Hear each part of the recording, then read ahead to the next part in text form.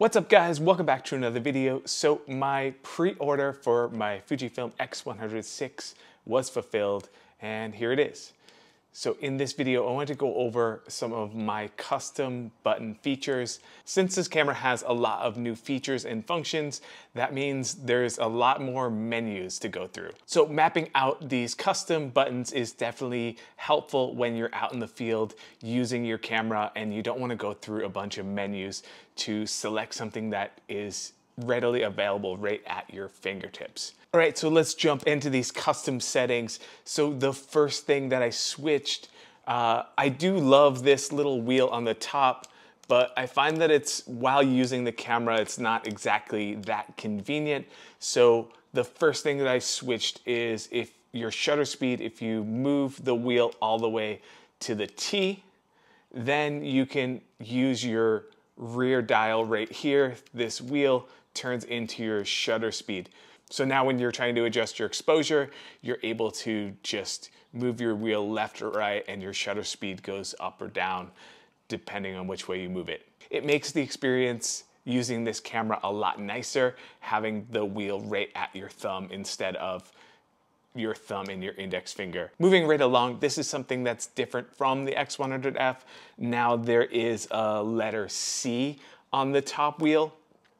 If you put your ISO to position C, now the front wheel turns into your ISO dial. So now you get your shutter speed on the back, your ISO on the front. I'm still, because it's new for me, I'm still figuring out if this is something that I'm gonna keep.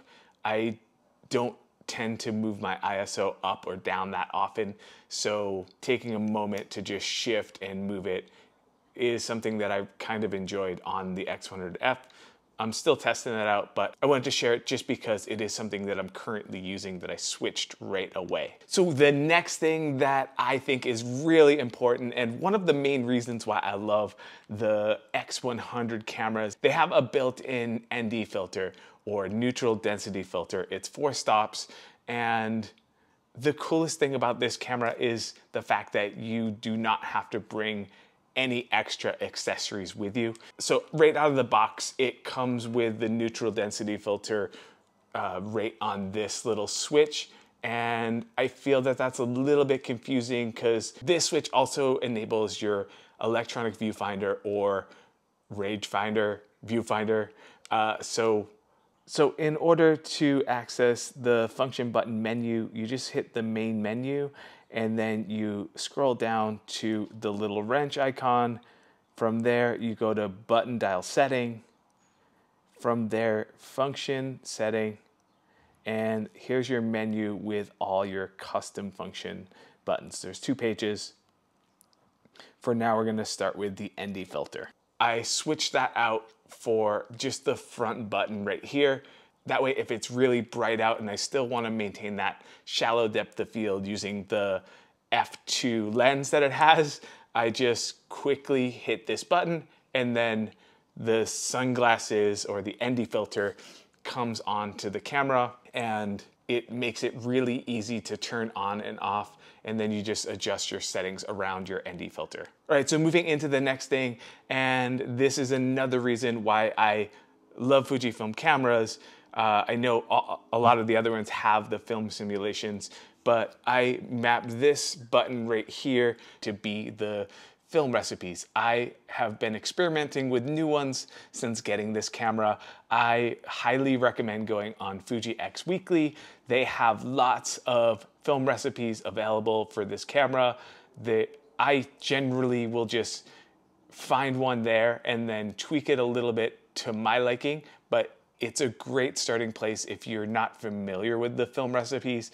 I am somebody that does not shoot film, and I just use it as more of a preset than a film recipe. So I don't really care if it is an exact replica of some film stock because I really can't tell the difference. So That's something that I do. I highly recommend labeling your film recipes just so that you're not confused as to which one it is. And another tip is, while making the film recipes, make sure your ND filter is turned off, because that does get saved into your setting when you're saving your presets to your camera. Okay, so the next one, it has a built-in flash, and this is something that I use when it becomes dark. I love the look of an on-camera flash. I use it a lot. So I map out the top button right here as my flash menu. So if you just press this button here, you can select whether you want TTL or manual flash. You can adjust for rear sync or first curtain sync. If you're familiar with flash settings, you'll know what I'm talking about. If you're not, I would suggest going into TTL. Having an on-camera flash at your fingertips or being able to turn it on is super helpful. I use it a lot. One major thing for me switching from the X100F to the X100VI, now there's no D-pad on the back, and this stored a lot of my functions that I used.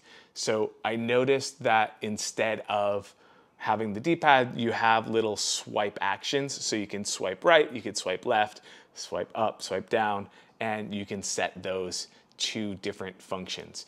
So if you are somebody that uses the film recipes, one thing that kind of happens that I've noticed is a lot of them are set to a specific white balance. So in order to change your white balance on the fly, I just adjusted the swipe action so that if I swipe right, I can pull up my white balance menu and adjust so that the white balance looks correct or more desirable for the scene that you're working in. The next thing that I did on the swipe screen is the eye autofocus on this camera. It is pretty impressive, but sometimes it detects faces that are not faces and it kind of jumps around. So I made the swipe up as the face detection on off button.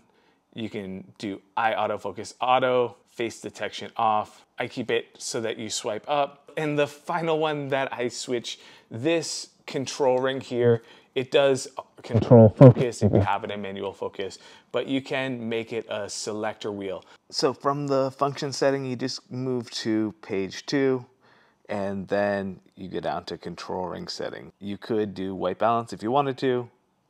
There's the digital teleconverter. I keep mine into film settings. And then when you move your control ring, you adjust to the various film stocks. So you do have this digital zoom, which is a 50mm or 70mm if you're shooting JPEG only. If you're shooting in RAW, you can't use your digital zoom. So instead of just turning it off altogether, I switch mine so that I'm able to go through just the standard film stocks that the camera has.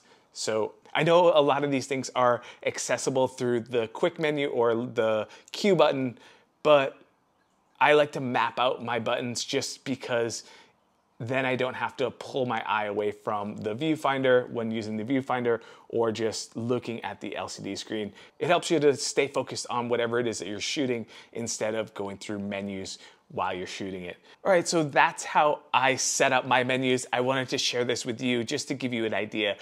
If you have other things that are important to you, I would highly suggest just mapping out the buttons to fit your needs. This is just the way that I shoot, the way that I feel like it was comfortable for me to just jump straight into this new camera. I would love to hear from you guys in the comments how you're setting up your cameras. If any of these are useful to you, I'd love to hear about that too. I will make some more videos on the X100VI as things come up. I am really enjoying using this camera. I think that it is definitely worth the money. If you're still waiting, keep waiting. It's definitely worth it. I'll see you in the next video.